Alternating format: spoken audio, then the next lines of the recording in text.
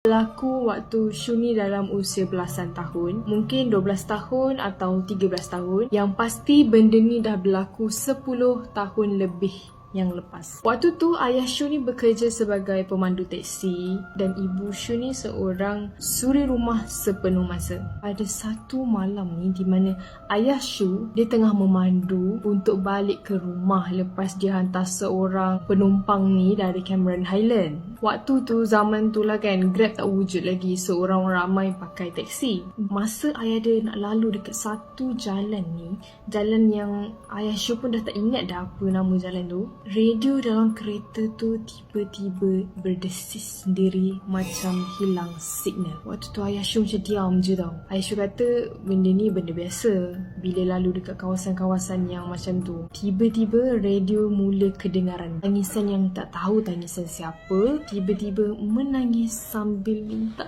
tolong. Lepas tu hilang signal balik. Dan Alhamdulillah akhirnya ayah Shu sampai pun dekat depan rumah dia. Balik je rumah disebabkan dah terlalu penat kan guys. Ayah Shu terus ambil Toto, terus bentang dekat ruang tamu dan tidur dekat situ. Ayah dia tidur dekat ruang tamu tu sebab ayah dia belum mandi lagi. Lepas tu ayah Shu ni cerita dalam tidur dia tu dia dapat satu mimpi tau. Dalam mimpi tu ayah Shu nampak diri sendiri tengah memandu. Tiba-tiba ada satu tangan yang mencekik leher dari belakang. Sampailah ayah dia tersedar. Lepas tu ayah dia jaga dengan keadaan yang berpeluh-peluh tau. Ayah Shu pun tidur balik sebab masih dalam keadaan yang terlalu penat lah malam tu. Lepas tu ayah Shu mimpi lagi sekali. Tapi kali ni ayah Shu nampak diri sendiri tengah tidur atas Toto yang dibentang tadi dekat ruang tamu. Tiba-tiba dia nampak ada satu kain putih yang terbaring dekat sebelah diri dia tu. Tengok-tengok itu pocong. Kisah yang seterusnya ni berlaku fresh jugalah dalam 5 tahun yang lalu. Waktu tu ayah Shu memandu macam biasa, bawa teksi kan. Tapi kali ni waktu maghrib, ayah Shu lalu dekat satu highway ni tau. Dan kebetulan pula dekat situ ada satu kemalangan yang baru berlaku. Ayah Shu ni hanya lalu dan pandang sekali je. Waktu tu dia ternampak ada satu tubuh yang dah diselimuti dengan satu plastik hitam. Lepas tu ayah Shu macam tergerak hati tau, nak pusing belakang kan, nak tengok tempat kemalangan tadi lah. Elok je dia pusing belakang. Ayah dia ternampak lagi sekali sosok pocong tu tengah berdiri dekat sebelah mayat tu. Dan dia tengah pandang tepat dekat arah ayah Shu. Sejak dari itulah Shu dan sekeluarga kena ganggu dengan benda yang sama. So firstly, kisah kakak Shu. Kakak Shu waktu tu dia tengah sedap tidur tau. Berguling-guling atas katil sampai dapat peluk satu bantal peluk dia ni. Tapi kakak dia pelik. Kenapa bantal peluk aku ni macam keras macam je, tak lembut dan empuk macam biasa. So tangan kakak Shu ni dah mulalah meraba dekat bantal peluk dia tu kan, dengan mata yang masih terpejam waktu tu. Tiba-tiba kakak dia rasa seakan-akan macam pegang pasir, macam baru pegang tanah. Kakak dia buka je mata, dia terus menjerit sampai dapat kejutkan satu rumah tu. Diorang pun masuklah bilik kakak Shu ni kan. Dan tengok-tengok kakak dia dah menangis sambil tutup mata dengan tangan. Dan dia dalam keadaan yang menggigil ketakutan. Sampailah dah subuh, ayah Shu ni pun bawa lah kakak Shu ni pergi ke pusat rawatan Islam. Katanya nak pulihkan semangat kakak Shu. Waktu tu barulah dia bercerita dekat depan ustaz dengan dekat depan ayah dia. Saya biasa peluk bantal peluk saya, tapi bantal peluk tu tiba-tiba keras dan berpasir. Saya buka je mata, saya tengah peluk hantu bungkus.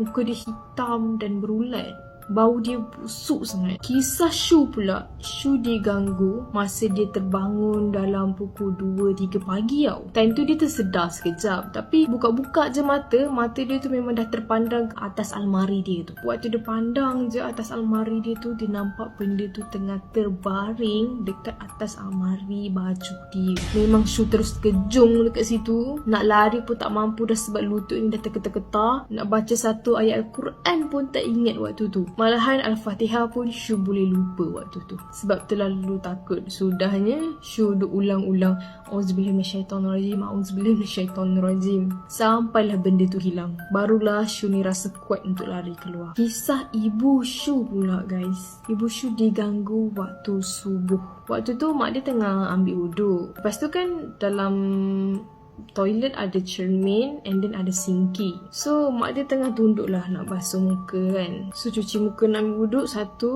2, dan kali ketiga mak dia ni terus angkat pandang cermin.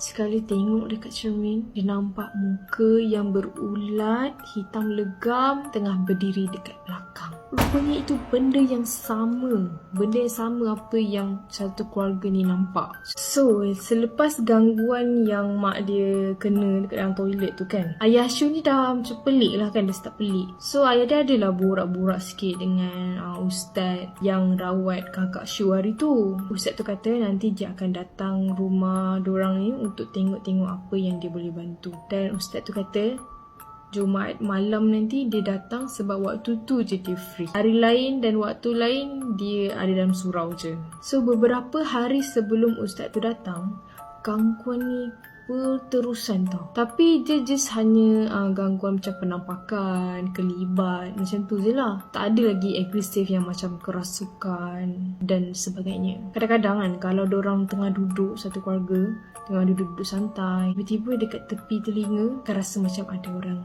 tiup. Kadang-kadang juga tengah basuh-basuh pinggan mangkuk kan, macam tingkap tu ada dekat depan diorang punya sinki tau, tingkap yang sliding door tu kan, dia dekat depan sinki, and then ada kelibat lalu dekat tingkap tu. Dan untuk Shu sendiri pula, dia pernah juga kena ganggu katil dia digoncang waktu dia tengah main Facebook tengah-tengah malam. Seolah-olah macam ada budak-budak yang tengah melompat-lompat atas tilam dia. Benda ni berterusan setiap hari sampailah ke hari untuk diorang berubat tu.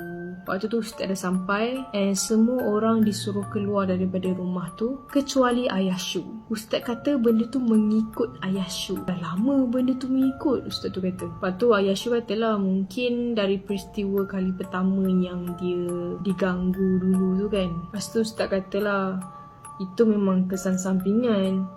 Bila selalu balik lewat malam, adalah benda-benda yang akan mengikut. Dan ustaz tu kata memang benda tu menjelma dalam bentuk pocong. Lepas ustaz tu hantar benda tu pulang ke rumahnya, semua okey. Tapi taklah kembali seperti biasa. Tetap juga ada gangguan-gangguan kecil. Macam diorang terdengar ada orang main guli dekat atas. Lepas tu ustaz tu adalah kata juga kalau dengar bunyi guli-guli tu sebenarnya memang ada jin kat dalam rumah kita. Dan bila dengar, jangan tegur langsung, dia kata. Senyap je. So, akhir kata daripada Shu yang nak disampaikan kepada kita semua, benda tu memang wujud. Dekat mana-mana pun ada. Hanya nampak dan tak nampak sahaja. Tapi janganlah terlalu takut. Sebab apa pun benda tu tetap makhluk yang dicipta oleh Allah. Dan kita hanya minta perlindungan daripada Allah SWT sahaja. Guys, ini pengalaman cerita Shu waktu zaman bujang. Sekarang Shu dan kakak dia pun masing-masing dah kahwin.